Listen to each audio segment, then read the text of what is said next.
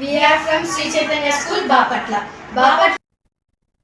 మార్కాపురం జిల్లా కానిగిరిలో ఉద్రిక్త పరిస్థితులు నెలకొన్న సింగరాయకొండలోని చైతన్య నవోదయ కోచింగ్ సెంటర్లో 6వ తరగతి విద్యార్థి తౌషిక్ అనుమానాస్పద మృతి చెందడంతో ఆగ్రహం వ్యక్తమవుతోంది.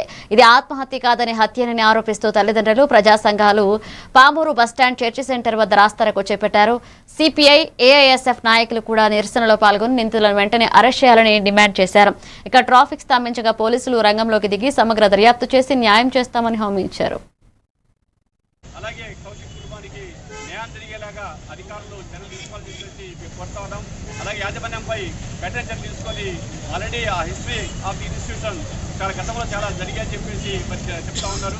అవన్నీ కూడా క్షుణ్ణంగా విచారించి మరి ప్రభుత్వం కానివ్వండి, మరి పోలీస్ వ్యవస్థ కానివ్వండి చర్యలు తీసుకొని మరి సామాజిక న్యాయం జరిగే విధంగా, ఎందుకంటే ఇన్స్టిట్యూషన్లో జరిగినప్పుడు మరి ఇన్స్టిట్యూషన్ అధికారులే బాధ్యులు కాబట్టి మరి కారకుల్ని కఠినంగా శిక్షించే విధంగా చర్యలు కోరుకుంటూ మరి అవకాశాన్ని మరి పోలీసు వారు ఇచ్చినందుకు, అలాగే హాజరైన ప్రతి సంఘ కార్యకర్తలందరికీ మరి తొలువదారు అందరికీ పేరు పేరు తెలియజేస్తూ చివరిగా ఆ తల్లి మన బాధ వ్యక్తపడాలి.